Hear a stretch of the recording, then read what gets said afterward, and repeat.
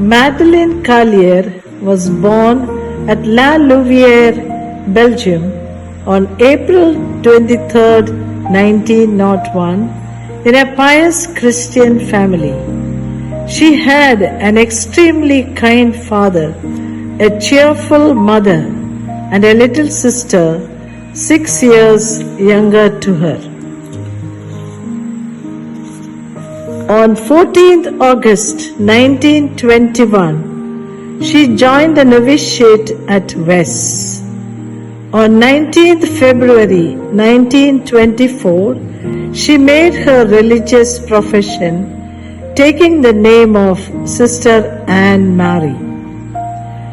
During the first year of her religious life, she taught mathematics and commercial science to the high school students. In September 1933, she was appointed directress of the boarding school. Mother Anne Mary accomplished her task as a directress with competence. She reached out to everyone with happiness and unconditional kindness with people around her. She won the trust and affection of all the students and staff. Her sense of duty and responsibility, her respect, delicate attention for each person was appreciated by all.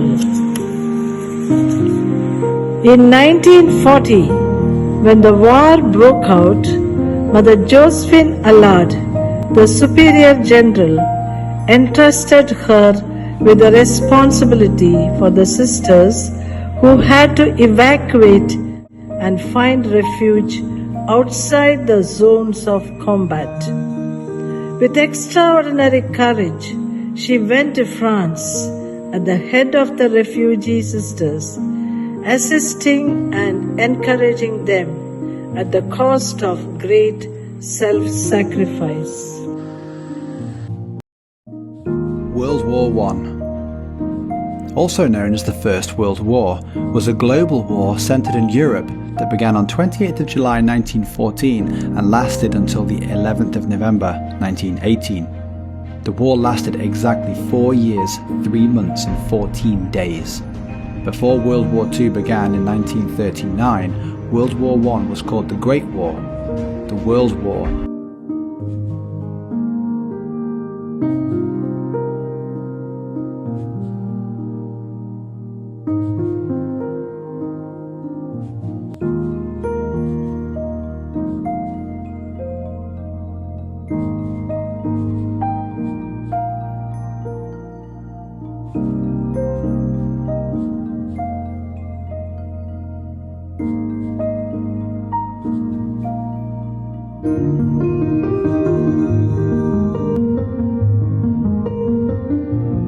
Mother Anne Mary Carlier was elected as the Superior General, where she experienced on a wider scale her beautiful qualities of head and heart. Her remarkable qualities: dedicated goodness, extreme care and concern, good in organizing, solid and enlightened piety, untiring generosity, love of God to accept sacrifices, apostolic activities, example to others, zeal for souls, self-forgetfulness, great kindness, unconditional love, sensitive to the needs of others. 7 times during her term as Superior General, she visited the mission in India, reviving the spirit of the missionary by her appreciation and encouragement and her joyful presence.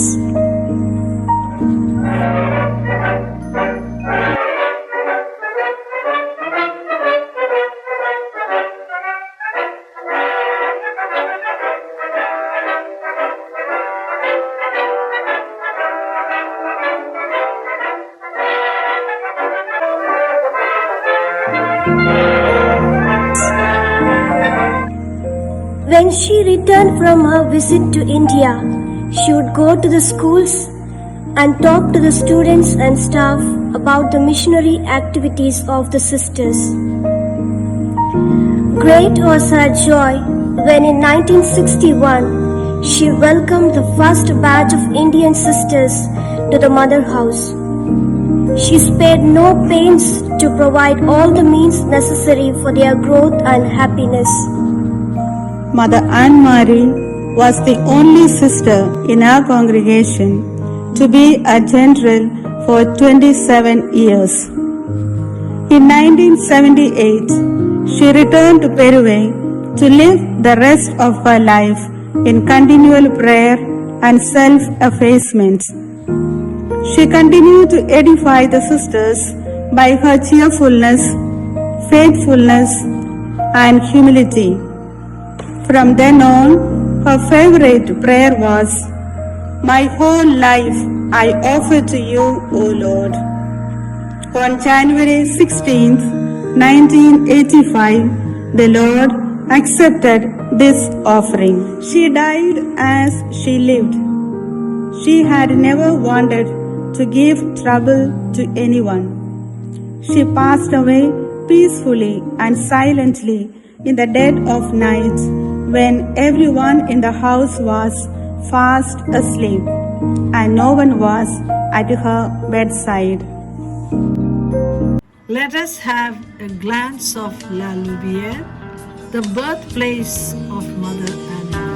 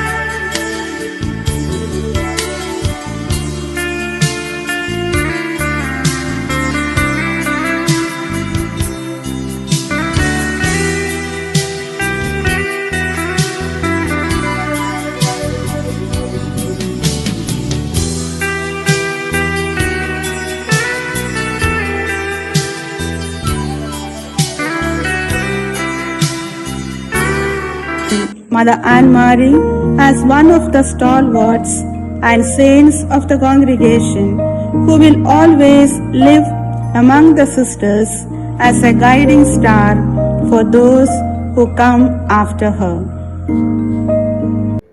It gives me great joy to share my personal experiences with Mother Anne Marie Carlier.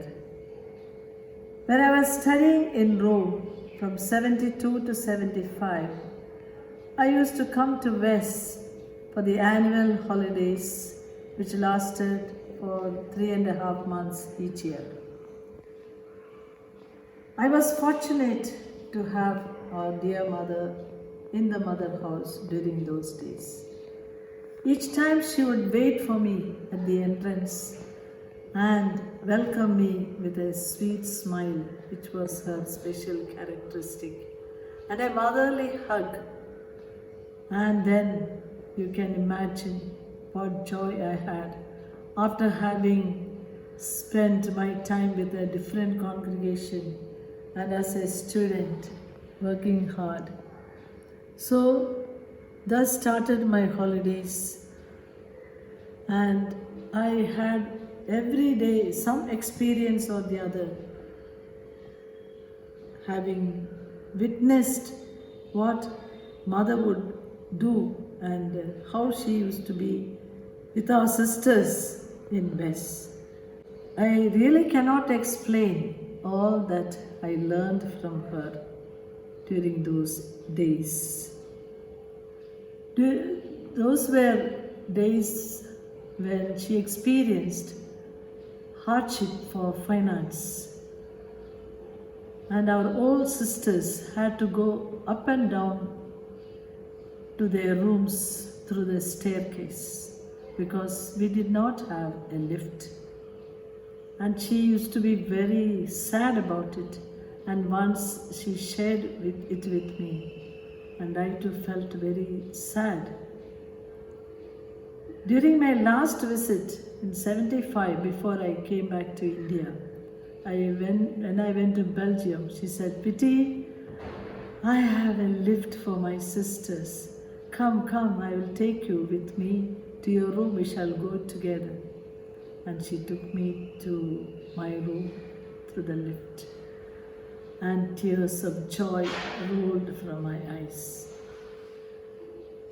I can go on narrating so many instances, so many events, so many things which I learned from her. I would like to share with you something very remarkable in her life. Those days there were several sisters in West, and whenever she used to make an announcement or some important news, she would look around and see who all are missing.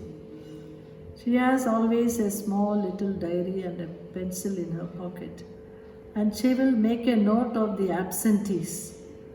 And whenever she meets those people, she will say, "See, Pity, today I made this announcement. I want you to know all this."